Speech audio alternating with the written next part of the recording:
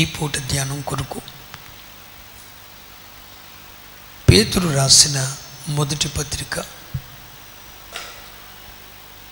పేతురు రాసిన మొదటి పత్రిక మొదటి అధ్యాయం 16వ వచనాన్ని ఈ పూట ధ్యానం కొరకు చదువుకుందాం. నేను పరిశుద్ధుడనై ఉన్నాను కనుక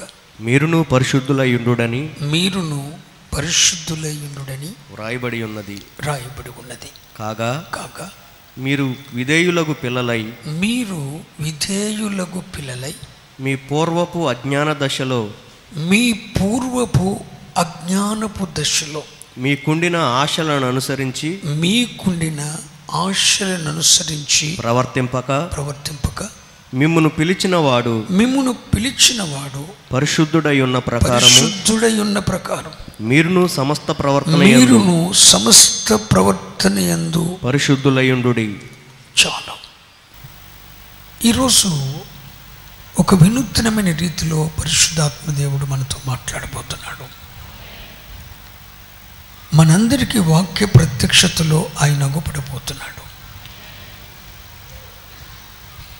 ఈరోజు ప్రభు మనతో మాట్లాడుతున్న మాట, మీరు లోకంలో పాపంలో ఉండగా, దేవునిని ఎరుగని స్థితిలో ఉండగా, చీకటిలో అంధకారంలో ఉండగా, దేవునిని ఎరుగని అధ్వాన స్థితిలో ఉండగా, వాక్యము ద్వారా తన యొద్దకు ఏ దేవుడైతే మిమ్మల్ని పిలుచుకున్నాడో ఆ దేవుడు పరిశుద్ధుడు. ఆ దేవుడు పరిశుద్ధుడు.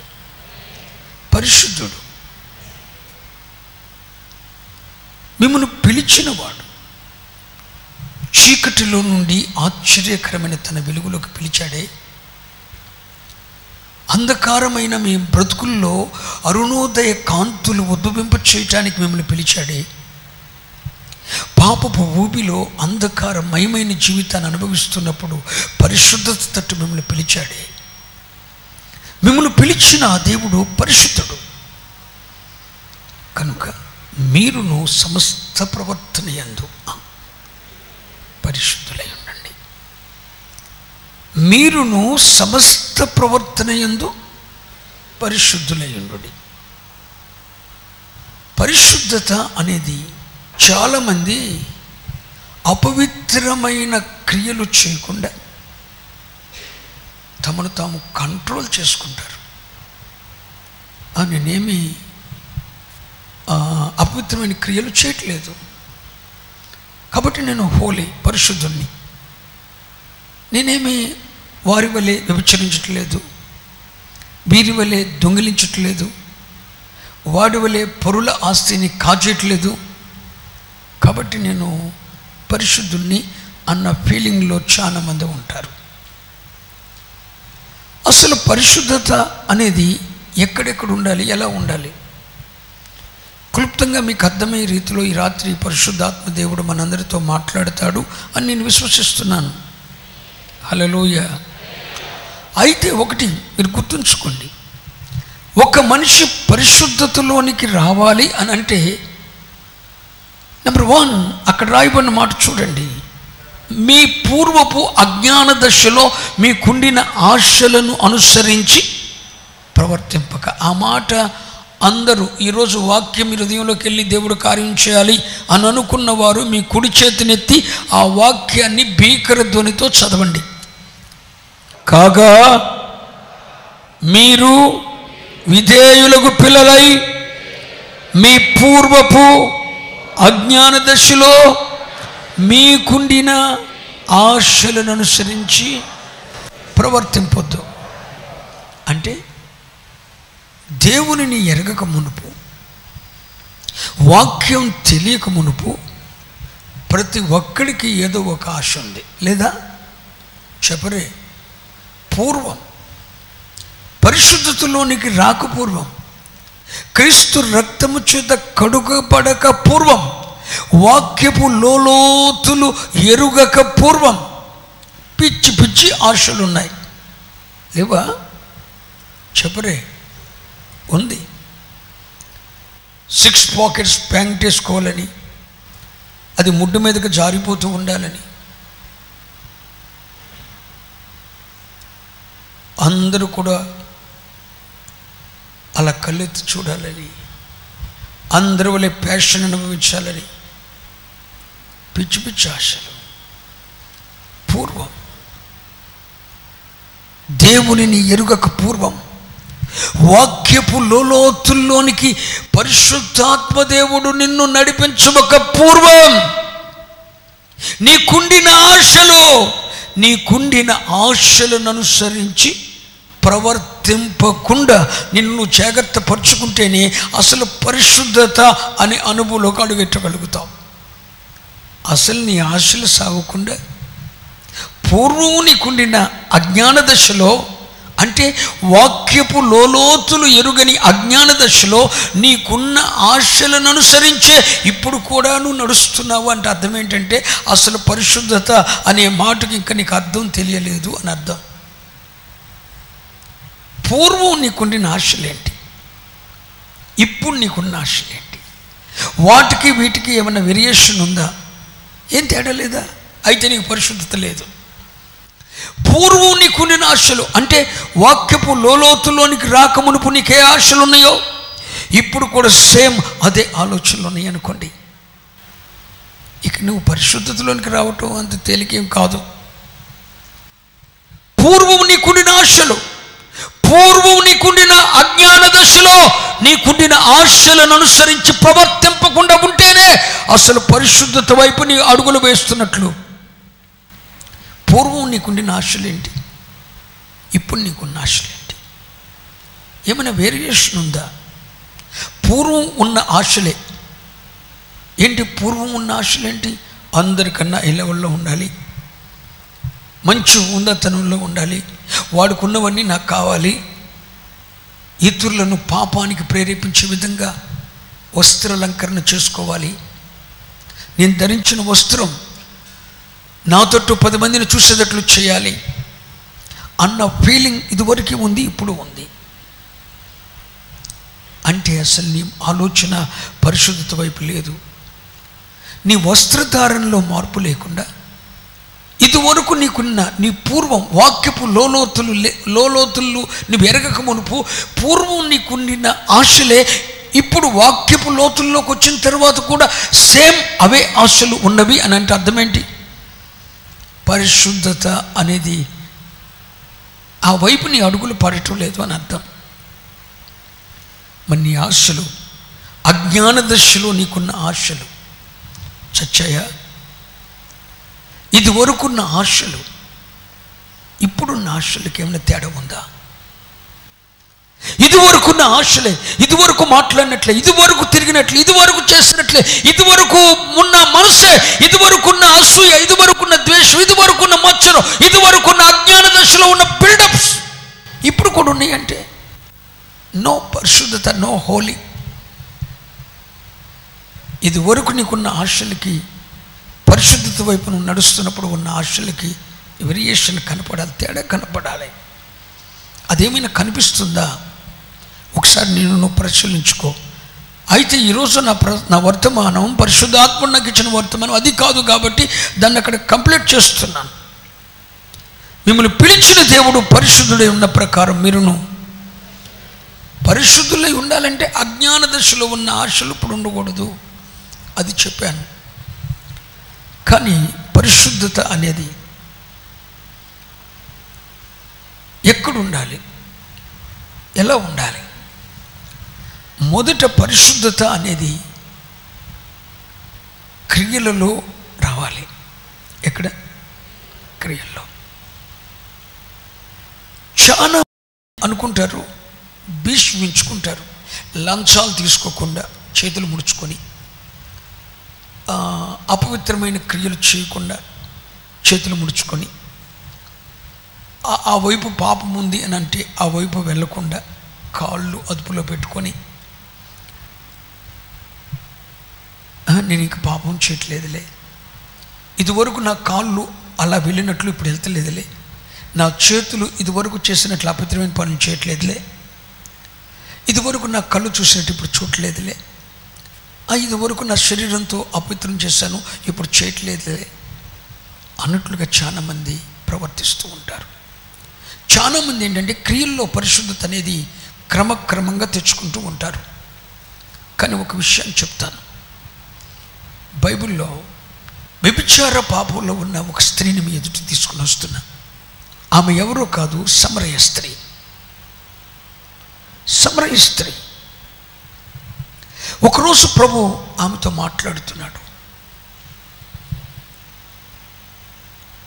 అమ్మా, నేనిచ్చే నీళ్లు త్రాగితే ఇక మరెన్నడూ తప్పికొనవని నీకు తెలుసా అని ప్రభు చెప్తే ఆ నీళ్ళు ఏంటో అని చెప్పి ఆశపడింది. అప్పుడు ప్రభు అన్నాడు, నీ పెనిమిటిని తీసుకునిరా అన్నాడు. కానీ ఆమె మందో తెలుసా, నాకు పెనిమిటి లేడు. యేసయ్య అంటాడు, నీకు పెనిమిటి లేడు అన్నమాట వాస్తవమే, నువ్వు సత్యమే చెప్పావు. కానీ ఇప్పుడున్నవాడు నీ పెనిమిటి కాదు, ఆల్రెడీ నీకు 5 పెనిమిట్లు ఉన్నారు. చూడండి, యేసయ్య ఆమెతో చెప్తున్న మాట సత్యమే చెప్పితివి అంటే అర్థం ఏంటి? 5 పెనిమిట్లు ఉన్నారు, అందులో ఒక్కడు కూడా ఈమె పెనిమిటి కాడు, ఈమె సొంతం కాదు. ఒక్కసారి మీరు లోతుగా అర్థం చేసుకోండి. నాకు పెనిమిటి లేడు అంటే కంట్రోల్ చేసేవాడు లేడు, ఆధీనపరిచేవాడు లేడు, బాధ్యత వహించి భద్రపరిచేవాడు లేడు. ఆమె సత్యం చెప్తుంది. కానీ 5 పెనిమిట్లు ఉన్నారు, ఉన్నవాడు ఆమె పెనిమిట మాత్రం కాడు. యేసయ్యతో అబద్ధం ఆడటం లేదు. అయ్యా, నాకు 5 పెనిమిట్లు ఉన్నారు, నాకు 5 పెనిమిట్లు ఉన్నారు, కానీ అందులో నా పెనిమిటి ఎవడో లేడు. నేను 5 అక్రమ సంబంధాన్ని కలిగి ఉన్నాను, కానీ అందులో నా వాడెవడు కాడు, నా సొంతం ఎవడు కాడు, అందులో నా పెనిమిటి లేడు. వాస్తవం చెప్తుంది. యేసయ్య ఆమెతో చెప్పిన మాట ఏంటో తెలుసా? సత్యమే చెప్పితివి. అవును, 5 ఉన్నారు, అందులో ఒక్కడు కూడా నీ పెనిమిటి కాడు, సత్యమే చెప్పావు. ఎప్పుడైతే యేసయ్య ఎదుట నా పెనిమిటి కాడు అని చెప్పిందో ఆమె సత్యం ఏం చేసిందో తెలుసా? ఆమెను స్వతంత్రురాలిగా చేసింది. యేసయ్య ఎదుట ఆమె సత్యం చెప్తుంది. 5 పెనిమిట్లు, 5 ఉన్నారు, 5 అక్రమ సంబంధం కలిగి ఉన్నాను, అందులో ఎవడు నా పెనిమిటి కాడు. సత్యం ఒప్పుకుంటుంది. మూల భాష అనువాద గ్రంథంలో చాలా క్లియర్గా రాయబడింది, అయ్యా 5 అక్రమ సంబంధం కలిగి ఉన్నాను, కానీ అందులో ఎవడూ నా భర్త కాడు. క్లియర్గా రాసింది, క్లియర్గా రాయబడి ఉంది. ఇలాంటి సత్యాన్ని యేసయ్య దగ్గర చెప్పింది సమరయ స్త్రీ. అయితే ఎప్పుడైతే యేసయ్యతో ఈమె మాట్లాడిందో ఆమె కుండని విడిచిపెట్టి ఊరిలోనికి వెళ్ళింది. ఇదంతా మీకు తెలుసు, 100 సార్లు విన్నారు. ఊరిలోనికి వెళ్ళి, నేను చేసినవన్నీ నాతో చెప్పిన వాడిని నేను చూశాను, రండి మీరు చేసినవి కూడా చెప్తాడు అని చెప్పి వాడిని తీసుకుని వచ్చింది. అయితే ఈ సమరయ స్త్రీలో ఉన్న గొప్ప మార్పు ఏంటంటే 5 అక్రమ సంబంధం కలిగి ఉన్న ఈమె ఒక్కొక్కడిని నిదానంగా వదిలించుకుందా? చెప్పాలి, మాట్లాడాలి. ఒక్కొక్క పాపాన్ని నిదానంగా కట్ చేసుకుందా? లేదు. ఏ రోజైతే యేసయ్యతో సత్యం చెప్పిందో, ఏ రోజైతే యేసయ్యతో సత్యం మాట్లాడిందో, ఆ రోజే ఆ సత్యము ఆమెను స్వతంత్రురాలిగా చేసి ఆ పాప దాస్య సుంకాల నుండి బయటకు తీసుకొని వచ్చింది. సాక్ష్యం చెప్తుంది, నేను చేసినవన్నీ నాతో చెప్పాడు, నేను మీతో చెప్తున్నాను. తన పాపాన్ని బట్టబయలు చేస్తుంది, ఒప్పుకుంటుంది. ఇక ఆ రోజే తన క్రియలలో పరిశుద్ధత అనేది సంపూర్ణంగా వచ్చింది. కానీ ఈనాటి విశ్వాసుల్లో పరిస్థితి ఎలా ఉందంటే, ఐదుగురితో అక్రమ సంబంధం ఉంది, కానీ ఒక్కొక్కడితో క్రమక్రమంగా వదిలించుకుంటున్నాను. 5 రకాల పాపాలు ఉన్నాయి, ఒక్కొక్క పాపాన్ని క్రమక్రమంగా వదులుతున్నాను. ఎవడు చెప్పాడు ఈ బోధ? నాలో ఉన్న పాపాన్ని ఒక్కొక్క దాన్ని యేసయ్య అలా చెప్పలేదే. 5గురితో అక్రమ సంబంధం కలిగి ఉన్న ఆమె అదే రోజున, అదే క్షణంలో యేసయ్యతో సత్యం చెప్పిన రోజే 5గురితో అక్రమ సంబంధాన్ని కలిగి ఉన్న, అందులో ఎవడు నా పెనిమిటి కాడు. ఇది అసలు అర్థం. అలాంటి సత్యాన్ని యేసయ్య దగ్గర చెప్పిన సమరయ స్త్రీ అదే క్షణంలో ఆ 5గురితో ఉన్న బంధాన్ని కట్ చేసుకుంది. మరి నేను అడుగుతున్నాను, సుమారు 20 సంవత్సరాలు బట్టి 15, 20, 10, 5 సంవత్సరాల నుండి ఉపదేశం నువ్వు వింటున్నా. ఏ ఒక్కరోజైనా యేసయ్యతో నువ్వు సత్యం చెప్పావా? నీ సేవకుని ఎదుట నువ్వు సత్యం మాట్లాడావా? ఒక సమరయ స్త్రీతో, వేశ్యతో యేసయ్య చెప్తున్నాడు ఏమని? సత్యమే చెప్పితివి. ఆమె ఏం చెప్పిందంటే యేసయ్యతో? ఉందా బైబిల్లో? యోహాను సువార్త 4వ అధ్యాయం 18వ వచనం చూడండి. నీకు 5గురు పెనిమిట్లు, ఇప్పుడున్నవాడు నీ పెనిమిటి కాడు, సత్యమే చెప్పితివి. ఇప్పుడు ఆమె యేసయ్యతో సత్యం చెప్పిందా, అబద్ధం చెప్పిందా? సత్యమే చెప్పింది. ఇన్ని సంవత్సరాల బట్టి ఉపదేశం ఉంటున్నాను. నీవు సుమారు 5, 10, 15 సంవత్సరాల నుండి ఉపదేశం వింటున్నావు.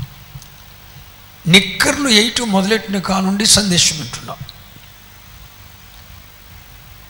మరి నీవు సత్యం చెప్తున్నావా? ఎప్పుడైనా యేసయ్య దగ్గర సత్యం మాట్లాడుతున్నావా? ఒక వేశ్య అనేకులతో అక్రమ సంబంధం కలిగిన ఆమె యేసయ్యతో చెప్తుంది, అయ్యా 5గురితో అక్రమ సంబంధాన్ని కలిగి, అందులో ఎవడు నా పెనిమిటి కాడు. నువ్వు చెప్పగలవా? 5గురితో సంబంధం కలిగి ఉన్న ఆమె ఒక్కొక్కరితో క్రమక్రమంగా వదిలించుకోలేదు. ఒకే దినాన ప్రభు సన్నిధిలో తన పాపాన్ని విడిచిపెట్టేసింది. ఆ గ్రామానికి సువార్తికురాలైపోయింది. యేసును తమ ప్రాంతానికి పరిచయం చేసింది. ఇన్ని సంవత్సరాల నుండి ఉపదేశం వింటున్న నీవు ఎప్పుడు సత్యాన్ని చెప్తావు? ఏ రోజు సత్యం మాట్లాడుతావు? నీవు నాతాను ప్రవక్త వచ్చి దావీదు ముందు నిలబడితే, ఆ మనుషుడు నీవే. అవునయ్యా, ఆ మనుషుడిని నేనే, అక్రమం చేసిన మనుషుణ్ణి నేనే. దావీదు ఒప్పుకున్నాడు. మరి రాత్రి నువ్వెప్పుడు సత్యం చెప్తావు? సత్యం చెప్పగలవా? యేసు సన్నిధిలో ఇన్ని సంవత్సరాల బట్టి ఉపదేశం ఉంటున్నా నీవు సత్యము చెప్పలేకపోతున్నావు కనుకనే, సత్యం మాట్లాడలేకపోతున్నావు కనుకనే నీ క్రియలలో పరిశుద్ధత రాలేదు. ఆమె ఎప్పుడైతే సత్యం మాట్లాడిందో అదే రోజున ఆమె క్రియల్లో పరిశుద్ధత. మరి ఎన్నడైనా ఆమె పాపం చేసినట్లు ఉందా? అదే రోజున తన క్రియలన్నిటినీ దిద్దుకుందే. ఒక్కొక్కరితో అక్రమ సంబంధాన్ని విడిచిపెట్టినట్లు లేదే బైబిల్లో. అదే రోజున తన కొండను విడిచిపెట్టేసిందే, అదే రోజున తన క్రియలను దిద్దుకుందే, తన పాపమంతటిని తుడిచిపెట్టిందే. ఓ నేను చేసినవన్నీ నాతో చెప్పిన వాడిని చూశాను రండి అని తన పాపాన్ని ప్రజల ఎదుట ఒప్పుకొని, దేవుని ఎదుట ఒప్పుకొని స్వార్థకురాలైపోయిందే. మరి నీ జీవితంలో ఎప్పుడు ఈ మార్పు వస్తుంది? నీ క్రియలలో ఎప్పుడు సంపూర్ణ పరిశుద్ధత వస్తుంది అని అడుగుతున్నాను. చాలా పాపాలు వదిలిపెట్టానండి, ఇంకా 2-3 ఉన్నాయండి, వదిలించుకోలేకపోతున్నానండి.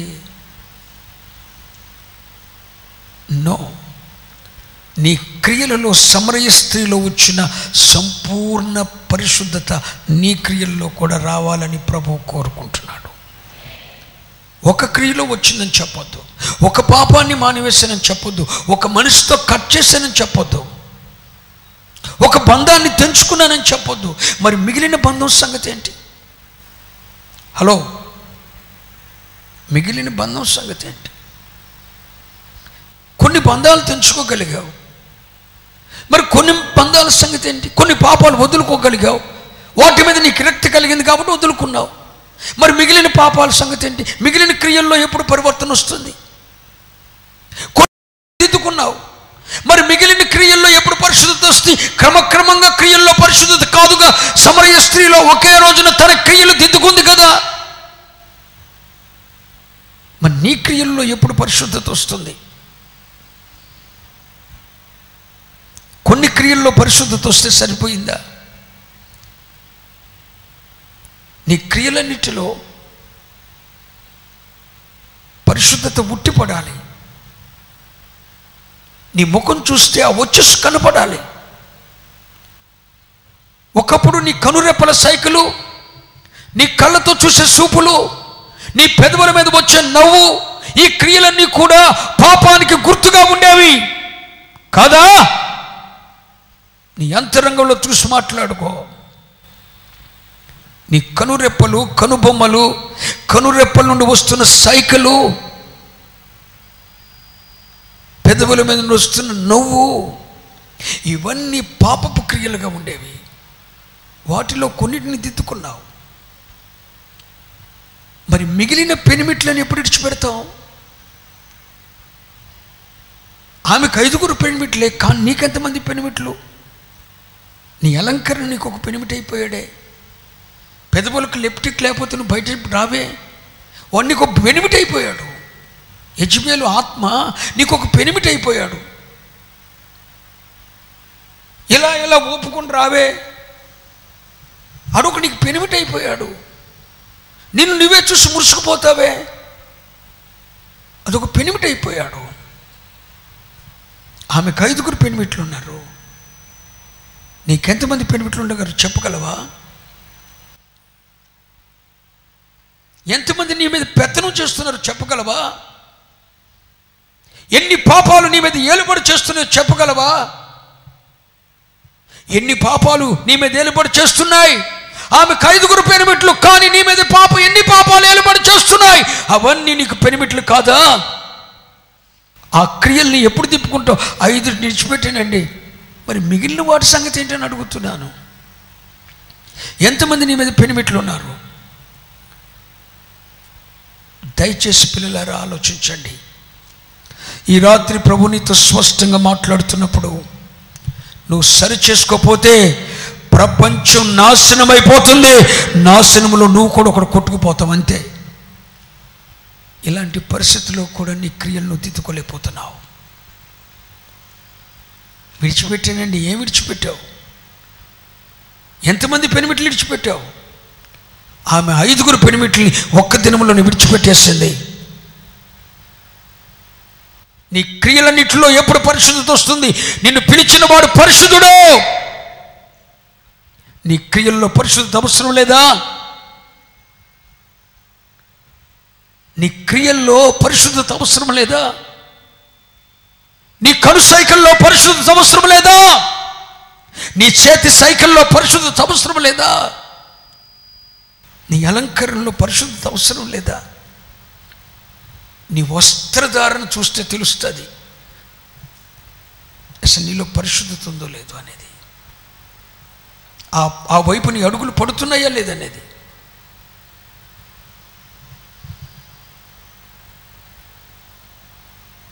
ఎక్స్పోజింగ్ స్కిన్ టైట్, ఇడిదో పెద్ద కండలు తిరిగినోళ్ళలాగా. ఏంటది? అపవిత్రత కాకపోతే ఏంటది? నీ ఎయిర్ కటింగ్లో పరిశుద్ధత ఉందా? లేదు. ఎక్స్పోజింగ్ ఎప్పుడు వస్తుందని అడుగుతున్నాను. ఆ పెనిమిట్లు నువ్వు ఎప్పుడు విడిచిపెడతావు? నీ మీద పెత్తనం చేస్తున్నా ఆ పెనిమిట్లు ఎప్పుడు పోతారో? ఆ క్రియలను ఎప్పుడు దిద్దుకుంటావు? ఎన్ని పాపాలు నీ మీద పెత్తనం చేస్తున్నాయి, అవన్నీ నీకు పెనిమిట్లు కాదా? ఆ క్రియల్లో పరిశుద్ధత అవసరం లేదా? నీ క్రియలలో పరిశుద్ధత. ఎలాంటి పరిశుద్ధత అంటే ఒకే దినం అవి శుద్ధి చేయబడాలి. సమరయ స్త్రీ వలె ఒకే దినం నువ్వు సమర్పణలోకి రావాలి. వద్దు ప్రభువా, వద్దు నాయనా, సింపుల్గా ఉంటాను చాలు. నేనేమీ లేని రోజుల్లో చాలా బిల్డప్ ఇచ్చేవాడిని, మీకు తెలియదు. సేవా పరిచర్య స్థిరపడిన తర్వాత సూటు బూటు లేకుండా స్టేజ్ ఎక్కేవాడిని కాదు. ఒక అబ్బాయి ఇంద్రబాబు సేవకుడా, 10 మంది విశ్వాసులు లేరు, నీకు ఓహు సూటు కింద నుండి ఆటు. నేను కూడా ఒక చెందినోడినే. 10 మంది విశ్వాసులు లేని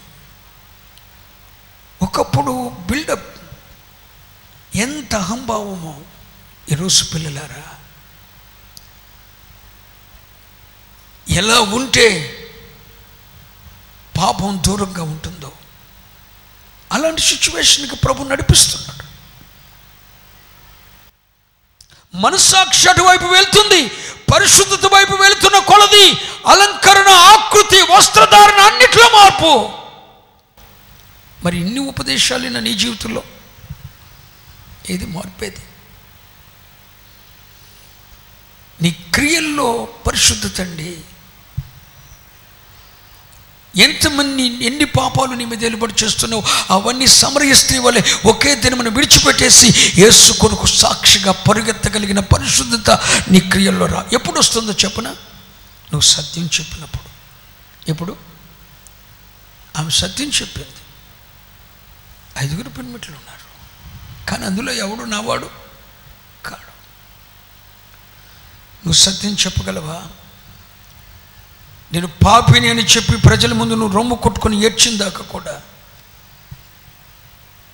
నీ అక్రమాన్ని, ఎన్ని పాపాలు నా మీద వెలుబడి చేస్తున్నాయని దైవజనుని ఎదుట, నువ్వు దేవుని ఎదుట, బలిపీఠం ఎదుట వాస్తవికమైన సత్యాన్ని నువ్వు చెప్పే వరకు కూడా నువ్వు స్వతంత్రురాలు కాలేవు. నీ బంధకాలు తెచ్చబడవు. నీ అంతరంగంలో ఉన్న పాపం నువ్వే ఉంచుకొని నాకెవడో పెనిమిట్లేదు, నాలో ఏ పాపము లేదన్నట్లుగా ఎక్స్పోజ్ చేసుకుంటే పరిశుద్ధత ఎప్పుడు వేషధారిగానే ఉండిపోతావు. ఎక్స్పోజ్ చేసుకునేవాడు వేషధారి, తన అంతరంగాన్ని బయట పెట్టి సత్యం చెప్పేవాడు పరిశుద్ధుడు. ఎక్స్పోజ్ చేసుకునే అవసరం లేదు. మన అంతరంగంలో ఉన్న పాపాన్ని ప్రజలు ఎదుట పెట్టాలి, సంఘం ఎదుట పెట్టాలి, దేవుని ఎదుట పెట్టాలి, సత్యం చెప్పాలి. ఏ పాపం నీలో ఏలుబడి చేస్తుందో, ఏ పెనిమిటి కింద నువ్వు ఏలుబడి చేస్తూ, ఎంతమంది పెనిమిట్లు ఉన్నారో నీకు, 5 10 మంది, ఎన్ని పాపాలు ఏలుబడి చేస్తున్నాయి, ఆ వాస్తవికతను ప్రభు పాదాల దగ్గర నువ్వు పెట్టే వరకు కూడా నువ్వు స్వతంత్రురాలు కాలేవు. పరిశుద్ధత వైపు నీ అడుగులు పడవు. సంపూర్ణ పరిశుద్ధత వైపున మరలాలంటే సత్యం చెప్పాలి. సత్యము మిమ్మల్ని స్వతంత్రులుగా చేస్తుంది. స్తోత్రం. అమ్మతో వెళ్ళి చెప్పగలవా? మమ్మీ నిన్ను మోసం చేశానమ్మా, డాడీ నిన్ను మోసం చేశాను, డాడీ మీకు వ్యతిరేకంగా పాపం చేశాను, మమ్మీ మీకు వ్యతిరేకంగా తప్పు చేశాను డాడీ అని నీ తల్లితో చెప్పగలవా? నా కుమార్తె చెప్పలేవు, సత్యం చెప్పలేవు.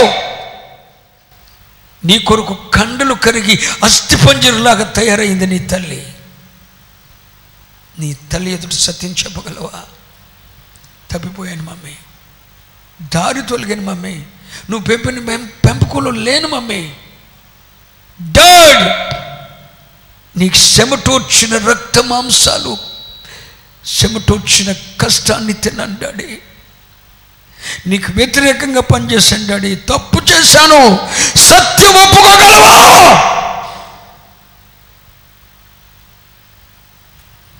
సత్యం ఒప్పుకోగలవా?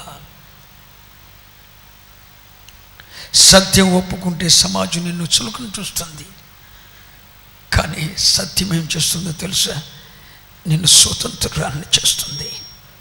సత్యం ఒప్పుకున్న రోజున ప్రపంచం నిన్ను చులకనగానే చూస్తుంది. సత్యం ఒప్పుకున్న రోజున నీ తల్లిదండ్రులకు నువ్వు వెర్రి వాళ్ళలాగానే కనబడతావు.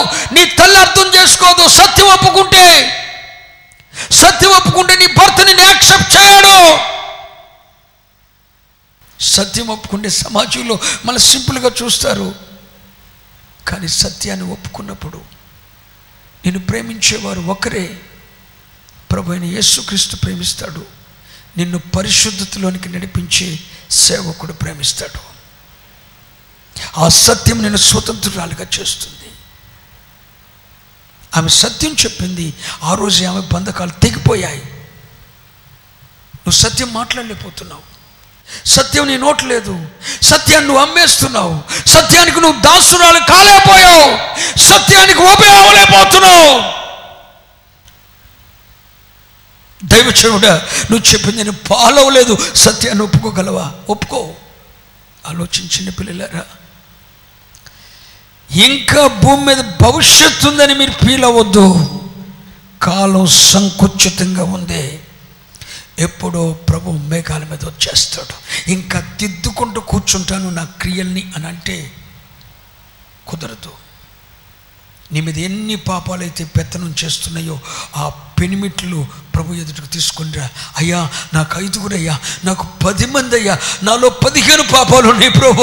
అయ్యా ఎన్నో పాపాలు, 1 2 కాదయ్యా, ఆకాశం నండుతున్నాయి ప్రభు, ఆకాశం నండుతున్నాయి.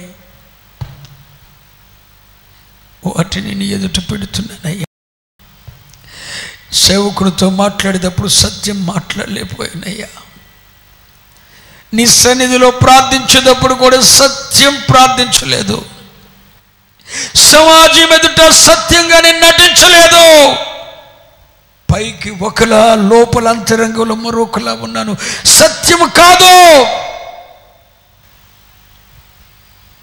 సమరయ స్త్రీ సత్యం చెప్పినట్లు సమాజం ఎదుట, సంఘం ఎదుట, దైవ సేవకుని ఎదుట నేను ఎన్నడూ సత్యం చెప్పలేదయ్యా. నీ పాపాన్ని ఒప్పుకోగలవా? యేసు జక్కయ్య ఇంటికి వెళ్ళాడు. జక్కయ్య యేసుతో చెప్తున్నాడు, అయ్యా నేను ఎవని యొద్ద అక్రమంగా తీసుకున్నాను,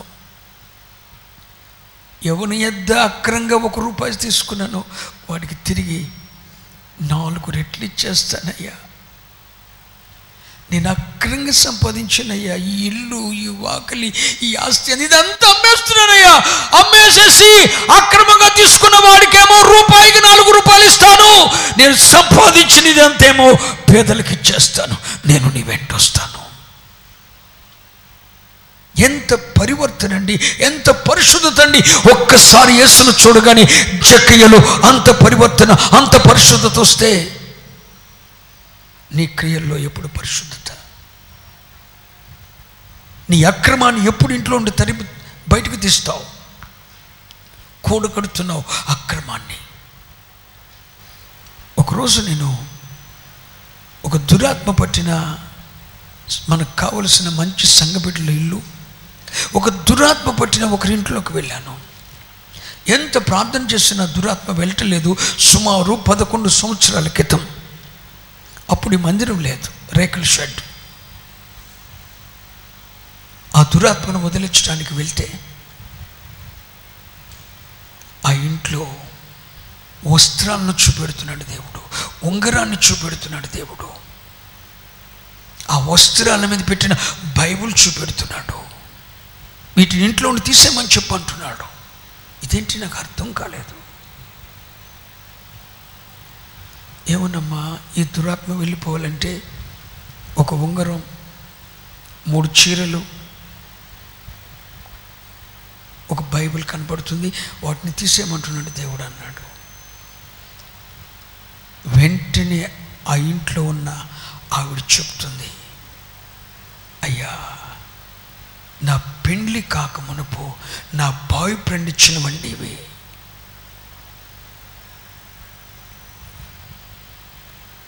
ఇవి నీ ఊళ్ళో ఉంటే నీ కూతురికి దెయ్యం పోదు, ఆత్మహత్య చేసుకొని చచ్చిపోద్దని దేవుడు చెప్పాడు. తీసే, బైబిల్తో సైతం, నీ బాయ్ ఫ్రెండ్ ఇచ్చిన బైబిల్తో సైతం ఇచ్చిరా అన్నాడు దేవుడు. వినలేదు. మీరు నమ్ముతారా? అదే రాత్రి నేను చెప్పొచ్చాను, వినలేదు. ఆత్మహత్య చేసుకుని చనిపోయింది యవనస్తురాలైన కూతురు. ఆవిడతో చెప్పాను నేను. తరువాత ఆ తల్లి ఉందే, బిడ్డను పోగొట్టుకున్న తర్వాత కొంతకాలానికి మానసిక రోగం వచ్చేసింది, మెంటల్ వచ్చేసింది. ప్రభువు తీసివేయమన్నప్పుడు ఆ 3 చీరలు, ఆ 3 వస్త్రాలు, ఆ ఉంగరం, ఆ బైబిల్ సైతం తీసి అప్పచెప్పుంటే, బయట పెట్టుంటే, ఆ అక్రమాన్ని తరలించుంటే, ఆ క్రియలు దిద్దుకొని ఉంటే ఆ బిడ్డ ఆత్మహత్య చేసుకుని ఉండేది కాదు. ఒకవేళ ఆ కుటుంబీకులు ఎవరైనా ఈ రాత్రి లైవ్ వింటున్నారేమో, ఒక గ్రామంలో జరిగిన సన్నివేశం ఇది. ఒక సహోదరికి సంతానం ఇస్తానని దేవుడు వాగ్దానం చేశాడు. కానీ సంతానం కలగట్లేదు. ఏంటి? ప్రార్థన చేస్తుంటే ఒక లోహాలతో, పంచలోహాలతో చేసిన ఒక విగ్రహం వాళ్ళ ఇంట్లో చూపెడుతున్నాడు. దాన్ని తీసేయమని చెప్పాను. తీసేమో అన్న మాట ఈ రోజు నాతో చెప్పలేదు. ఆ గర్భం వాగ్దానం ఉండి కూడా మూయబడిందండి. నీ ఇంట్లో ఏ అక్రమం ఉందో ఆ అక్రమాన్ని బయటకు పంపగలవా? సహోదరులారా, సోదరుడా, నీ భార్యకు తెలియకుండా, నీ భర్తకు తెలియకుండా ఒకవేళ నీ ఇంట్లో ఉన్న వస్తువులు ఇతరుల ద్వారా వచ్చినవైతే అవి నీకు క్షేమము కాదు. ఆ అక్రమాన్ని బయటకు పంపండి. జక్కయ్య ఏం చేశాడు?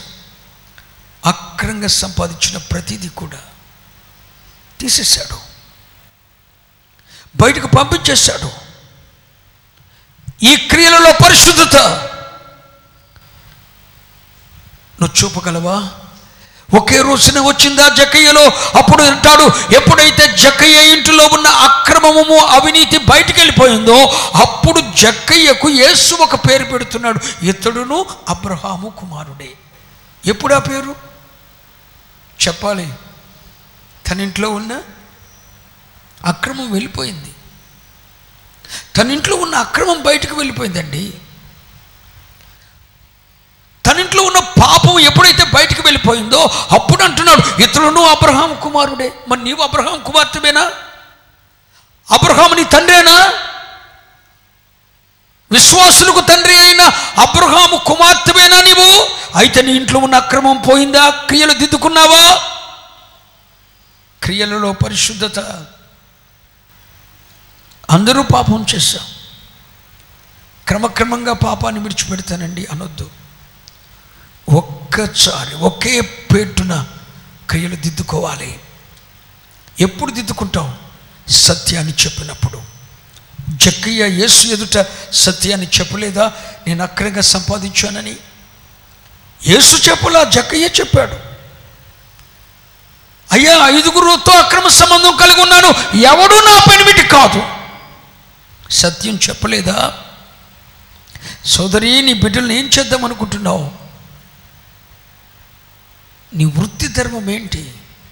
నువ్వు వింటున్న బోధ ఏంటి? నువ్వు చేస్తున్న పని ఏంటి? సోదరి, ఒక్కొక్కరు అంతరంగాల్లో ప్రభు చూస్తున్నాడు. పేదరికంతో చనిపోవాలి తప్ప పొడుపు వృత్తి చేసి సంపాదించొద్దు దయచేసి. ముసలోడు, పెద్దోడు, చిన్నోడు అన్న తారతమ్యం లేదా నీ జీవితానికి? వావి వరుస లేకుండా అక్రమ సంబంధం పెట్టుకొని ఆస్తులు సంపాదించడమేనా నీ ఉద్దేశం? పక్కనున్న స్టాప్, పక్కనున్న వెన్సి, స్నేహితుడు భార్య నశించిపోతున్నారు. లోకం క్రియలలో పరిశుద్ధత, పూర్వం నీకుండిన అజ్ఞాన దశలో నీకుండిన ఆశలను అనుసరించి ప్రవర్తింపక. అందరికీ ఆశలుండి చచ్చాయి. ఒకప్పుడు అందరికీ ఆశలు ఉన్నాయి. ఎవరికి లేవు? నాకు లేవా? అందరికీ ఉన్నాయి. వాక్యపు లోతుల్లోనికి రానప్పుడు ఉన్న ఆశలను అనుసరించి ఇప్పుడు కూడా నువ్వు ప్రవర్తిస్తుంటే ఈ ప్రవర్తన నిన్ను పరిశుద్ధతలో నీకు ఎలా నడుస్తుంది? అజ్ఞాన దశలో ఉన్న ఆశలను అనుసరించి ప్రవర్తింపక నీ అంతరంగంలో ఎన్ని పాపాలు ఏడుబడి చేస్తున్నాయో ఆ పాపాల పుట్ట యేసు ఎదుట పెట్టి సత్యం చెప్పి ఒప్పుకొని విడిచిపెట్టాలి. అప్పుడు నువ్వు క్రియల్లో పరిశుద్ధత వస్తుంది. స్తోత్రం చెప్పండి. చెప్పగలవా? ఇంతమంది దగ్గర అక్రమం సంపాదించానయ్యా, ఆ శాపం కొట్టిందయ్యా. నిజమే, చెప్పాను, వింటారా? వినరు. వద్దు, వడ్డీలు ఇప్పియొద్దు, వడ్డీలకి ఇయ్యొద్దు, అది పిల్లల మీద శాపం పడుతుంది. అరే చెప్పదలని చెప్పాను, విన్నారా?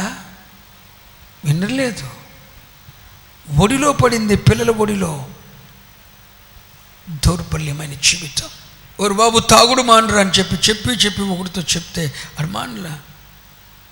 బిడ్డలను అనాథలు చేసేసాడు, ఆత్మహత్య చేసుకొని చచ్చిపోయాడు.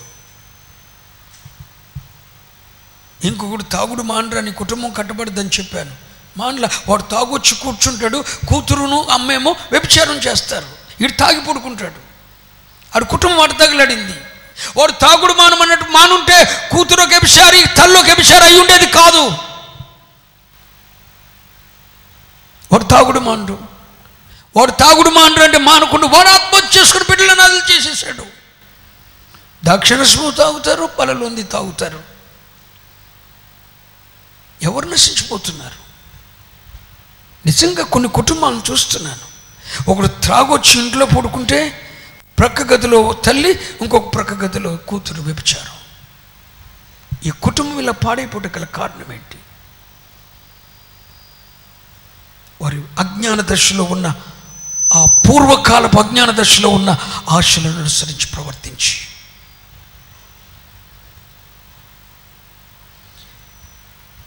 నిన్ను పిలిచిన దేవుడు పరిశుద్ధుడై ఉన్న ప్రకారం మీరును పరిశుద్ధులై ఉండండి. నాన్న శాపం వెలుబడి చేస్తుంది. కొడుకు పోయినా పర్లేదు, ఆ తండ్రికి. కూతురు చచ్చినా పర్లేదు, భార్య అన్నదైనా పర్లేదు, వీడు మాత్రం వీడి ఆశలు నెరవేర్చుకోవాలి. చేతికొచ్చిన కన్న కొడుకుని చూస్తే ఆ తండ్రికి మనసు ప్రేరేపణ కలగట్లేదు. నా శాపో నా కుమారుని తల మీదకి వచ్చిందేమో, ఈ సుమంత భయముందా? విచ్చలవిడి తనపు తిరుగుడు. చెల్లి లేదు, తల్లి లేదు. అది వేశ్య లేకపోతే ఏంటి? లేదు. ఎంత దారుణం చేస్తున్నావు సోదరుడా. నీ మీద ఆశ పెట్టుకుని బ్రతుకుతూ కన్నీళ్ళు విడుస్తున్న నీ భార్యను మోసం చేస్తున్నావు, నీ భార్యకు అన్యాయం చేస్తున్నావు. చేతికొచ్చిన బిడ్డలు నానా డాడీ అంటున్నా కూడా ఆ ఆక్రందం నీ చెవుల్లోకి రావట్లేదు. నీ ఇచ్చలు, నీ ఆశలు అనుసరించి ప్రవర్తిస్తున్నావు. నిన్ను పిలిచిన దేవుడు పరిశుద్ధుడైన ప్రకారం అజ్ఞానంలో ఉన్న నీ ఆశలను అనుసరించి నువ్వు ప్రవర్తించొద్దు. అజ్ఞాన దశలో అందరికీ ఆశలు ఉన్నాయి, అందరికీ ఉన్నాయి. అజ్ఞాన దశలో ఉన్న ఆశలను అనుసరించి ప్రవర్తింపక మిమ్మల్ని పిలిచిన దేవుడు పరిశుద్ధుడై ఉన్న ప్రకారం మీరును పరిశుద్ధులై ఉండండి. ఎలా పరిశుద్ధులకు వస్తాం? దేవుని ఎదుటి సత్యాన్ని చెప్పినప్పుడు, దైవజనుని ఎదుటి సత్యాన్ని ఒప్పుకున్నప్పుడు. నిజమేనయ్యా, 5 పాపాలు నా మీద వెలుపడి చేస్తున్నాయి, ఒప్పుకోగలవా? నో. నీ అంతరంగంలో ఆ సత్యం లేదు. కీర్తనకాడు అంటాడు, నా అంతరంగంలో నువ్వు సత్యాన్ని కోరుకుంటున్నావు అన్నాడు. దేవునికి నీ అంతరంగంలో కావలసిన సత్యం. అదే సమరయ స్త్రీ చేసింది, అదే జక్కయ్య చేశాడు. నువ్వు చేయగలవు. అప్పుడే నీ క్రియల్లో పరిశుద్ధత వస్తుంది. నాన్న, ప్రార్థన చేయకుండా చేశాను, ప్రతిష్ట లేకుండా ఉన్నాను, వద్దు, ఈ సొల్లు కబుర్లు మాట్లాడొద్దు. ఇక రెండోది, క్రియల్లో పరిశుద్ధత. పాపం 90% చాలామంది కంట్రోల్ అవుతారు. ఇలాంటి బోధలైన తర్వాత, బాబాయ్ యేసయ్యా అది చూడకూడదు భీష్మించుకొని, అది అనకూడదు భీష్మించుకొని, అది చేయకూడదు భీష్మించుకొని, చాలా వరకు పరిశుద్ధాత్మ దేవుడు బోధిస్తున్న బోధనను బట్టి కంట్రోల్ అవుతుంది సంఘం 90%. క్రియల్లో ఇలాంటి బోధలు చేసినప్పుడు సత్యాన్ని ఒప్పుకొని 190 మంది కంట్రోల్ అవుతున్నారు. సంఘం పరిశుద్ధతలో నడిపించబడుతుంది. ఇక 10% ఎవరు అంటే వాడు నాశనానికి సిద్ధపరచబడినాడు కాబట్టి వాళ్ళని ఎవ్వరూ మార్చలేరు. కానీ ఒక క్రియల్లో భీష్మించుకొని క్రియల్లో పరిశుద్ధత ఉంటే సరిపోతుందా? చెప్పాలి, లేదు. తలంపుల్లో పరిశుద్ధత ఉండాలి. చెప్పండి ఎక్కడ? చెప్పండి ఎక్కడ? ఎక్కడ? తలంపుల్లో పరిశుద్ధత. మీకు అర్థం ఒకటి చెప్తాను. అది మధ్యరాత్రి సమయం. ఒక ధనవంతుడు, ఒక భాగ్యవంతుడు తన పొలంలో పడుకున్నాడు. మధ్యరాత్రి వేళ ఒక భాగ్యవంతుడు పంట పండింది, కళ్ళంలో రాసి దగ్గర పడుకుని ఉన్నాడు. మధ్యరాత్రి వేళ, ఆ మధ్యరాత్రి వేళ తన కాళ్ళ దగ్గర ఒక ఆవిడ పడుకునుంది. మధ్యరాత్రి వేళ ఒకే చోట, ఒకే స్థానంలో మధ్యరాత్రి వేళ పడుకుని ఉన్నాడు. బోయజు కాళ్ళ దగ్గర ఏదో తగులుతుందని చెప్పి ఉలిక్కిపడి లేచాడు. రూతు, అమ్మా నా కుమారి, ఎవరు నీవు? నేను నీ దాసురాలనయ్యా రూతుని. ఏంటి ఇక్కడికి వచ్చావు? నువ్వు నాకు సమీప బంధుడు కదా. ధర్మశాస్త్ర ప్రకారం మా కోల్పోయినవన్నీ తిరిగి సంపాదించగలిగిన సామర్థ్యత నీకు మాత్రమే ఉంది కదా. సమీప బంధువుగా మా బంధు ధర్మం, ధర్మశాస్త్ర ప్రకారం బంధు ధర్మం నడపటానికి నడుపుతానని చెప్పి నీ కొంగు కప్పు అని అడిగింది. నీ కాళ్ళ దగ్గర నీ కొంగు కప్పు, నీ దుప్పటి కప్పు అని అడిగింది. మధ్యరాత్రి వేళ కాళ్ళ దగ్గర ఒక పరస్త్రీ ఉంటే అది మధ్యరాత్రి సమయం. బోయజు కానీ ఆమెకు కానీ ఆ తలంపు కూడా ఉన్నట్లు బైబిల్లో దేవుడు ఎక్కడ లిఖితం చేయలేదు. నా కుమారి అని సంబోధిస్తున్నాడు. చూడండి, ఇప్పుడు బోయజుకి రూతుకి ఏమైనా ఎడం ఉందా? లేదు. దూరం ఉందా? లేదు. కానీ బోయజు తలంపుల్లో కూడా రూతు మీద చెడ్డ అభిప్రాయం లేదు. రూతుకు కూడా బోయజు మీద చెడ్డ తలంపు లేదు. నిజం, వాస్తవది కాబట్టి బైబిల్లో లిఖితం చేశాడు. మీకు ఇంకో విషయం చెప్తాను. ఇప్పుడు బోయజు రూతు ఒకే పొలంలో, బోయజు కాళ్ళ దగ్గర ఉంది, మధ్యరాత్రి వేళ సమీపంగా ఉంది. కానీ బోయజు మీద రూతుకు చెడ్డ తలంపు లేదు, రూతు మీద బోయజుకి చెడ్డ తలంపు లేదు. వారి తలంపుల్లో పరిశుద్ధత ఉంది. ఒకవేళ వారి తలంపుల్లో అపవిత్రత ఉంటే ఆ రాత్రి పాపం జరిగి ఉండేది. కానీ పెద్దల సమక్షంలో బంధు ధర్మం జరిగిన తర్వాత వారు ఏకమయ్యే వరకు కూడా వారిలో ఆ ఉద్దేశం లేదు. బైబిల్లో క్లియర్గా రాయబడింది, సత్య గ్రంథం. బోయజు తలంపులో కూడా పాపం లేదు. మధ్యరాత్రి వేళ ఒక పరస్త్రీ తన ప్రక్కనున్న, మధ్యరాత్రి వేళ ఒక పరస్త్రీ తన కాళ్ళ దగ్గర పడుకున్న, మధ్యరాత్రి వేళ ఒక పరస్త్రీ తనతో ఉన్న, ఆ తలంపుల్లో కూడా పాపం అనేది రాలేదు బోయజుకు. ఎందుకో రూతుకు కూడా భాగ్యవంతుడి పక్కనున్న ఆ తలంపు లేదు. బంధు ధర్మం జరిగించమని అడుగుతుంది అంతే. నన్ను విడిపించమని అడుగుతుంది శ్రమల్లో నుండి. మరొక విషయం మీకు అర్థమవుట చెప్తాను. మధ్యరాత్రి వేళ ఇద్దరు ఒక చోటు ఉంటేనే ఆ తలంపులు లేదు. వీరి తలంపుల్లో కూడా పాపం లేదు. కానీ దావీదు ప్రొద్దుకు ఒకవేళ మిద్ది మీద ఉన్నాడు. ఎక్కడ?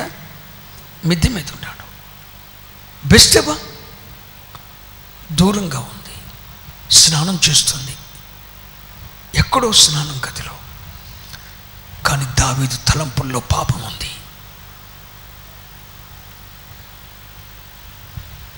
దావీదు తలంపుల్లో పాపం ఉందండి. దావీదు తలంపుల్లో పాపం ఉంది. అది పొద్దుకు వేళ ఎక్కడో దూరంగా ఉన్న ఒక స్త్రీని చూసి తన తలంపుల్లో పాపం చేశాడు. ఊహలలోనికి వచ్చిన పాపం ఆలోచనలోకి చేరింది. ఆలోచనలోకి వచ్చిన పాపం క్రియల్లోకి చేరింది. ఇప్పుడు దావీదుకు బెత్షెబకు దూరమా, రూతుకి బోయజుకు దూరమా? చెప్పాలి. ప్రక్కనే ఉన్న రూతు మీద చెడ్డ తలంపు రాలేదు బోయజ్కి. అది బోయజ్ యొక్క పవిత్రత. రూతు బోయజ్ ప్రక్కనే ఉన్న బోయజ్ మీద చెడ్డ తలంపు లేదు రూతుకి. అసలు బైబిల్లో రూతును గురించి ఏమని రాయబడి తెలుసండి? సత్ప్రవర్తన కలది అని. ఎవరికి ఉందండి ఆ స్టేట్మెంట్? మధ్యరాత్రి వేళ ఒక పరాయి పురుషుడు ప్రక్కనున్నా కూడా ఆ తలంపు లేనిది కాదు. కాబట్టి బైబిల్లో రూతును గురించి సత్ప్రవర్తన కలిగింది అని ఉంది. అసలు రూతు పరిస్థితి ఏంటి? పొలంలోకి పరిగె ఏరుకోవటానికి పరదేశిగా వచ్చింది బెత్లెహేముకి. ఎవరు? పరదేశిగా వచ్చింది, పరిగె ఏరుకుంది. తన పరిశుద్ధతను బట్టి పరిగె ఏరుకున్న పొలమ యొక్క యజమానికి భార్య అయింది, యజమానురాలయ్యింది. తలంపుల్లో కూడా పరిశుద్ధత అండి. భాగ్యవంతుడు పక్కనే ఉన్న ఆ తలంపుల్లో ఆమెకు పరిశుద్ధత ఉంది. తలంపుల్లో చెడు లేదు. కానీ ఎక్కడో ఉన్న బెత్షెబను చూసి తలంపుల్లో చెడిపోయాడు దావీదు. అందుకని దావీదు, నువ్వు రహస్యంగా పాపం చేశావు, నీ బిడ్డలు బహిరంగంగా పాపం చేస్తారని ప్రభు చెప్పాడు. సోదరుడా, నీ చేతులు ముడుచుట్టుకున్నావు పాపం చేయకుండా, మంచిది. వక్ర మార్గంలో నడవకుండా నీ కాళ్ళు ముడుచుకుంటుకున్నావు, మంచిది. కాళ్ళకు బుద్ధి చెప్పుకున్నావు. చెడు చూపు చూడుకోకుండా కంట్రోల్ చేసుకుంటున్నావు. చాలా వరకు క్రియలు దిద్దుకున్నావు. చెడిపోయిన క్రియలు చేయకుండా, లంచం తీసుకోకుండా, అక్రమం చేయకుండా, వ్యభిచరించకుండా, దొంగిలించకుండా కంట్రోల్ చేసుకుంటున్నావు ఉపదేశాలని, మంచిది. కానీ నీ తలంపుల మీద నీకు జయముందా అని అడుగుతున్నా. యేసు ప్రభువు అదే చెప్పాడు. మోషే ధర్మశాస్త్రం ఏం చెప్పింది? ఒక స్త్రీతో వ్యభిచరిస్తేనే పాపం అని చెప్పింది. అంటే వ్యభిచరిస్తేనే పాపం అని చెప్పింది మోషే ధర్మశాస్త్రం. కానీ యేసయ్య ఏం చెప్పాడు? వ్యభిచరిస్తే కాదు నానా, ఆ స్త్రీని గురించి నువ్వు ఎప్పుడైతే చెడుగా ఆలోచించావో, తలంపుల్లోకి వచ్చిందో, ఆమెతో నువ్వు అప్పుడే వ్యభిచరించావు అన్నాడు. అంటే తలంపుల్లో పాపం ఏంటి? క్రియంత ఘోరమైనది. అందుకని తలంపుల్లో చేయముండాలి. నీ అంతరంగంలో ఉన్న ఆలోచనలో మార్పు రావాలి. తప్పు చేయకుండా చేతులు పీల్చుకొని కూర్చుంటాం కాదు. ఆ తలంపుల్లో కూడా పరిశుద్ధత రావాలని ప్రభు కోరుకుంటున్నాడు. చెప్పండి హల్లెలూయా. నీ క్రియల్లో పరిశుద్ధత వచ్చింది, ఓకే. నీ తలంపుల్లో పరిశుద్ధత వచ్చిందా? ఇంకా ఆ తలంపులు వస్తున్నాయిగా. ఒక పరిస్థితిని చూసినప్పుడు ఆ తలంపులు నీకు వస్తుంటే జై జీవితం నీకు లేనట్టేగా. ఆలోచించండి, నీతో నాతో కూడా ప్రభు మాట్లాడుతున్న మాట. తలంపులలో కూడా పాపం ఆ పరిశుద్ధత కనపడాలి. దేవుడు కోరుకుంటున్నాడు. ఎందుకంటే వ్యభిచరిస్తేనే కాదు పాపం, ఆ చూపులతో చూస్తేనే పాపం. ఆ చూపులతో చూస్తేనే ఎంతమందితో నువ్వు వ్యభిచరించుంటావు ఇప్పుడు చెప్పు? ఎంతమంది వైపు ఆ రకమైన చూపులు చూస్తుంటావు? అలా ఫీల్ అయి ఉంటావు, అలా ఊహించుకొని ఉంటావు. వాళ్ళందరితో నువ్వు వ్యభిచరించినట్టు కాదా? ఆ తలంపుల మీద నీకు జయముందా? ఆ తలంపుల్లో పరిశుద్ధత ఉందా? ఈ కూడికల్లో నీ తలంపుల్లో కూడా పరిశుద్ధత రావాలని ప్రభువు కోరుకుంటున్నాడు. స్తోత్రం చెప్పండి. ఒకటి, క్రియలలో పరిశుద్ధత ఎలా వస్తుంది? నువ్వు సత్యాన్ని చెప్పినప్పుడు. 2, తలంపుల్లో పరిశుద్ధత. ప్రక్కనే ఉన్నారు, వారి తలంపులు చెడిపోలేదు. దావీదు బెత్షెబా దూరంగా ఉన్నారు, వారి తలంపులు చెడిపోయినాయి. నీ తలంపు చెడిపోతే నువ్వు చెడిపోతావు. నీ తలంపు పర్ఫెక్ట్గా ఉంటే నువ్వు పర్ఫెక్ట్గా ఉంటావు. ఎందుకు నీకు చెడ్డ తలంపులు వస్తున్నాయి? ఎందుకు దౌర్భాగ్యమైన ఆలోచనలు నీకు వస్తున్నాయి? చెడ్డ తలంపు వచ్చిందా నువ్వు పాడైపోతున్నావు. తలంపుల్లో పరిశుద్ధత కావాలని కోరుకుంటున్నాను. మిమ్మల్ని పిలిచిన దేవుడు పరిశుద్ధుడై ఉన్న ప్రకారం మీరును, 1 క్రియల్లో పరిశుద్ధత, 2 తలంపుల్లో పరిశుద్ధత. మరొక విషయం చెప్తాను, మీ బుర్రలు కంగు తింటాయి. ఇంకెక్కడ పరిశుద్ధత? పరిశుద్ధ గ్రంథములో నుండి యూదా పత్రిక 8వ వచనం. అటువలే వీరును కలలు కనుచు. ఏంటి? కలలు కనుచు శరీరమును అపవిత్రపరుచుకొనుచు. నీ కలల్లో పరిశుద్ధత. కలలు కూడా మనిషిని చెప్పరే అపవిత్రపరుస్తాయి. నేను చెప్పట్లా, బైబిల్ చెప్తుంది. మనిషిని అపవిత్రపరిచేది నెంబర్ 1 క్రియ, 2 తలంపు అపవిత్రపరుస్తుంది, క్రియలు అపవిత్రపరుస్తాయి. ఇప్పుడు 3వది ఏంటి? కళ. నీకొచ్చే కళలేంటి? నీ కలలు కనుచు వీరు తమ శరీరమును అపవిత్రపరుచుకొనుచున్నారు. అందరూ తలలు పైకెత్తి చూడండి, స్తోత్రం చెప్పండి. అంటే ఒక మనిషిని అపవిత్రపరిచేవి 1 తలంపు, 2 క్రియ, 3 కళ. అందుకనే తలంపుల్లో పరిశుద్ధత ఉండాలి. రూతు వలె, బోయసు వలె. క్రియల్లో పరిశుద్ధత ఉండాలి. 3 కళ. మీ కళలేంటి? మీకు వచ్చే కళలేంటి? రాత్రి వేళ మీరు పరుండినప్పుడు మీరు కనే కళలేంటి? మీరు ఊహించుకునే ఊహలేంటి? మీ కళలేంటి? మీ కళలు మిమ్మల్ని అపవిత్రపరుస్తాయి అని తెలుసా మీకు? కళలు, మీరు కనే కళలు మిమ్మును, మీ శరీరాన్ని కళ కూడా శరీరాన్ని అపవిత్రపరుస్తుందా? నేను చెప్పట్లేదు నాన్న, బైబిల్ చెప్తుంది. వీరు కళలు కనుచు శరీరమును అపవిత్రపరుచుకొనుచున్నారు. అంటే నీకొచ్చే కళ కూడా నిన్ను అపవిత్రపరుస్తుంది. ఏం కళలు? నీకొచ్చే కళలు, నీకొచ్చే కళలు ఏంటి? దైవజనుడా, నీ కళ్ళ ముందు కళ్ళాడుతున్నవేంటి? ఏ కళలు కంటున్నావు? నీకొచ్చే కళలు నిన్ను అపవిత్రపరుస్తున్నాయి. నీకు ఏ కళలు వస్తున్నాయి? ఏ కళలు వస్తున్నాయండి? కళలను సింపుల్గా తేల్చకండి, కలయగాని తోసిపుచ్చకండి. దేవుడు మాట్లాడే విధానాల్లో కళ ఒకటి. ఆ కళ ఎలా ఉండాలి? నీ కళ రాత్రి వేళ నువ్వు పోరుండినప్పుడు నువ్వు కనే కళ నీ తలంపులను బట్టి ఉత్పత్తి అవుతుంది కనుక నీ కళ నీ శరీరాన్ని అపవిత్రపరుస్తుంది.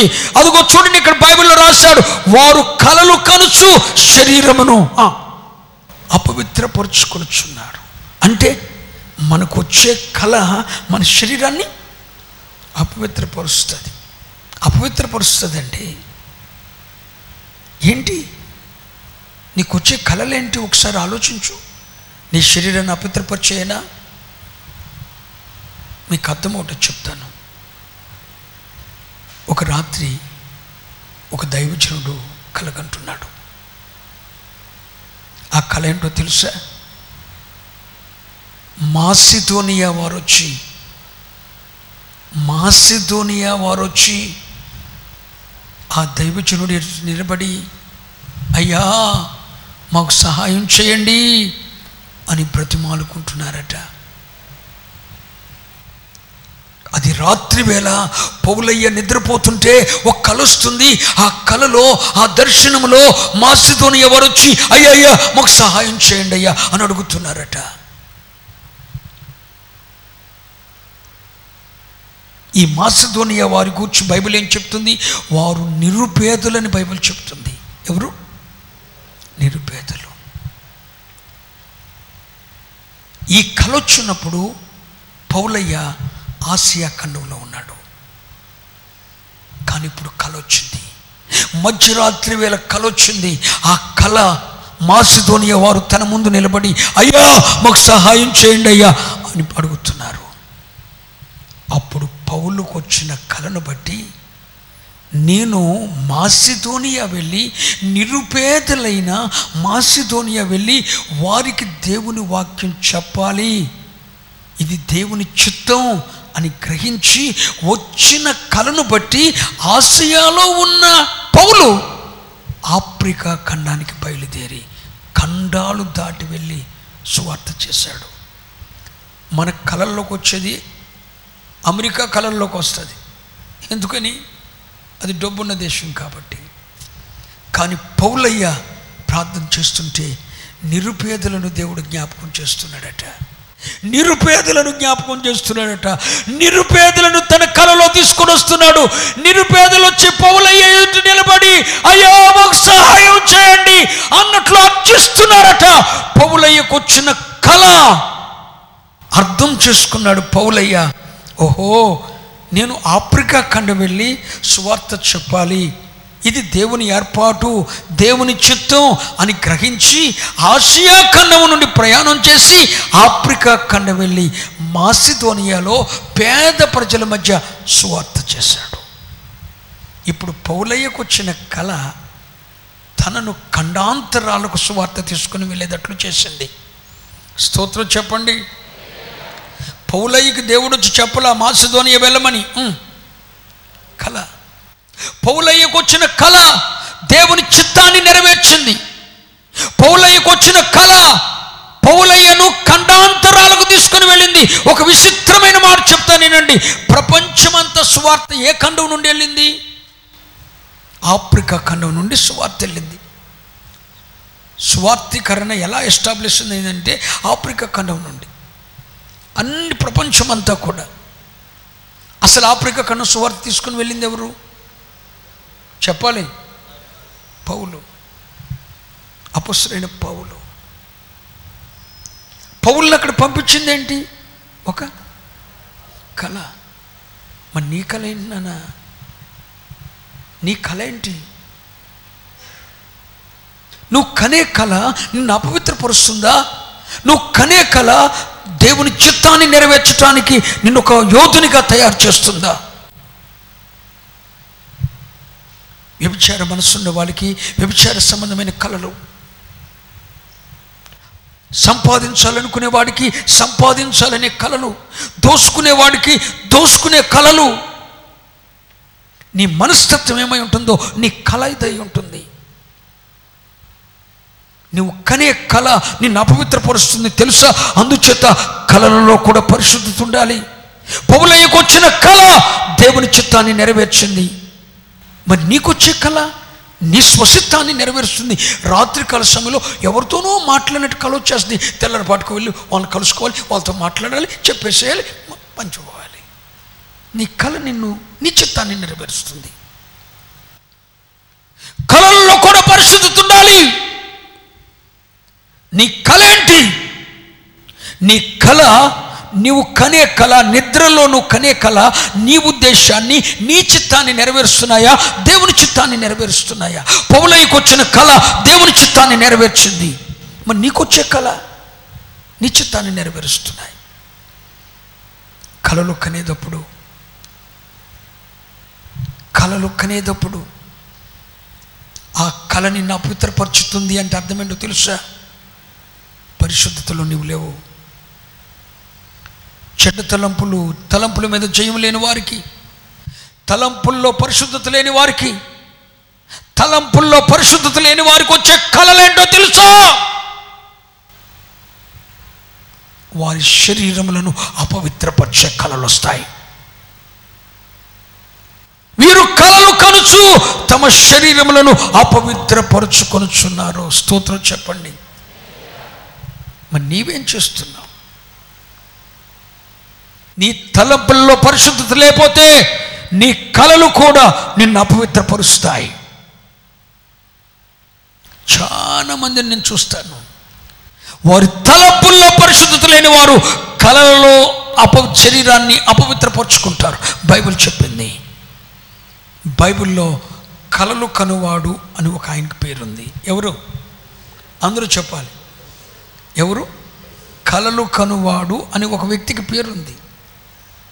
అతని పేరేంటి?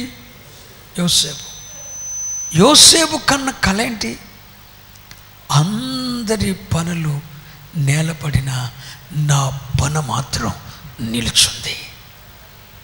పరిశుద్ధుల కళలు ఎలా ఉండాలండి? చుట్టూ ఉన్నవాడు భక్తి పడిపోయినా, చుట్టూ ఉన్నవాడు అపవిత్రత అయిపోయినా, అందరి భక్తి చెడిపోయినా నా భక్తిని నేను నిలబెట్టుకుంటా. యోసేపు కనిన కళే అతన్ని శ్రమల్లో నిలబెట్టింది. మరి నీ కళ ఏంటి సోదరుడా? నీ కళలేంటి? నీ కళలు నిన్ను అపవిత్రపరుస్తున్నాయా? నీ కళలు నీ దేవుని చిత్తాన్ని జరిగిస్తున్నాయా?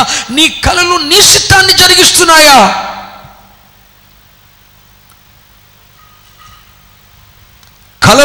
వీరు కళలు కనుతూ తమ శరీరమును అపవిత్రపరుచుకొనుచున్నారు. కొంతమందికి వచ్చే కళ వారి శరీరాన్ని అపవిత్రపరచడమే కాకుండా వారి కోరికలను నెరవేర్చుకోవటానికి మార్గాన్ని ఏర్పరుస్తుంది. మరికొంతమందికి వచ్చే కళ దేవుని చిత్తాన్ని నెరవేర్చేటట్లు చేస్తుంది. మరి నీకు వచ్చే కళ ఏంటి? యోసేపు కళ కన్నాడు. యోసేపు కన్న కళ ఏంటి? నా పన నిలుచుంది, నా పన నిలుచుంది. అందరి పనులు నేలపడ్డాయి, సాష్టాంగపడ్డాయి. నా పన లేచి నిలుచుంది. అంటే అందరూ కూడా భూసంబంధమైన వాటి కొరకు ఆశపడితే, నేను మాత్రం పైనున్న వాటి కొరకు ఆశపడుతూ నా భక్తిని, నా విశ్వాసాన్ని, నా పరిశుద్ధతను నేను నిలుపుకుంటాను. ఈ కళ నీకుందా? యోసేపు కనిన కళే యోసేపుని శ్రమల్లో నిలబెట్టింది. యోసేపు కనిన కళే యోసేపుని ప్రయోజకునిగా చేసింది. నీ కళ ఏంటి సోదరుడా? నీ కళలు నిన్ను అపవిత్రపరుస్తున్నాయా? నీ కళలు నిన్ను భయపెడుతున్నాయా?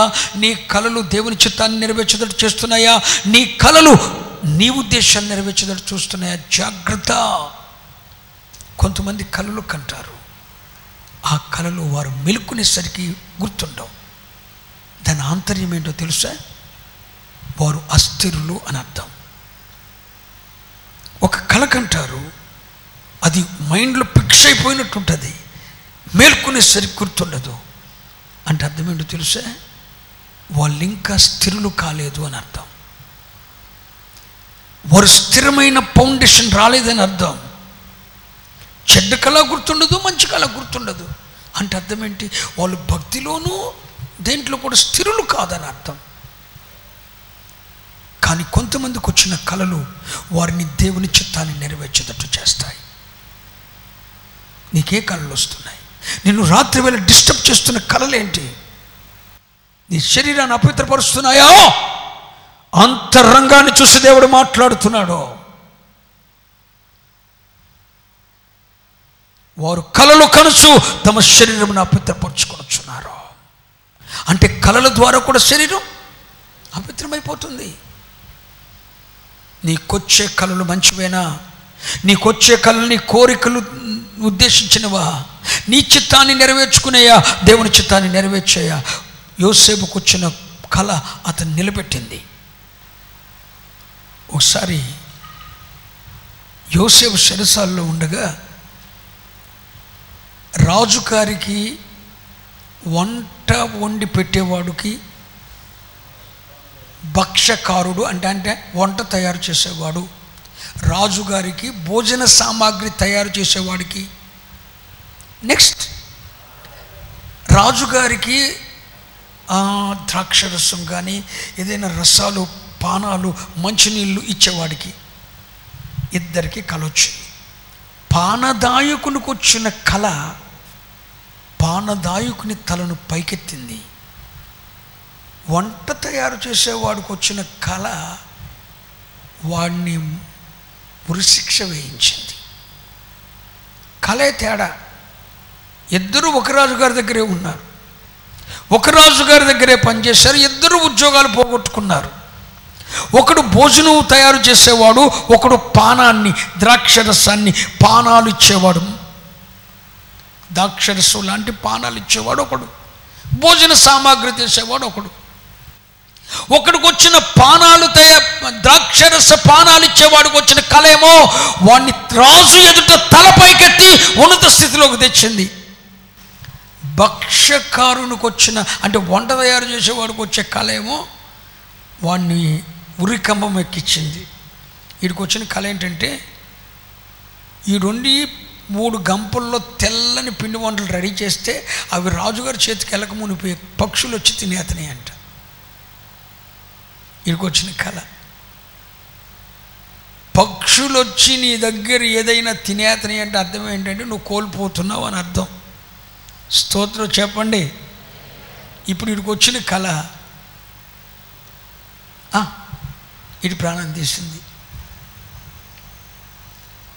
పిచ్చి పిచ్చి కళలు కనొద్దు, కంటే మంచి కళలు కనాలి. స్తోత్రం. కంటే మంచి కళలు కనాలి.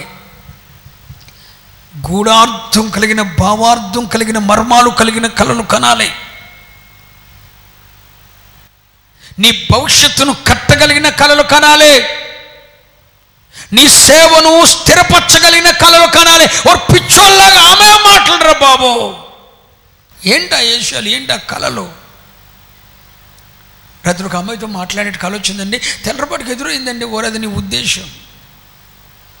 ఈ కళ నిన్ను అపవిత్రపరుస్తుంది, ఈ కళ నిన్ను నాశనానికి తీసుకుని వెళ్తుంది, ఈ కళ నిన్ను డిస్టర్బ్ చేస్తుంది, నీ చిత్తాన్ని నెరవేర్చుకునేటట్టు చేస్తుంది, నీ శరీరాన్ని అపవిత్రపరుస్తుంది.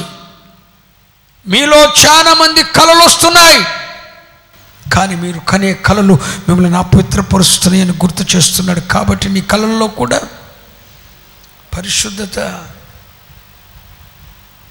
వాడు కన్న కళల్లో పరిశుద్ధత లేదు.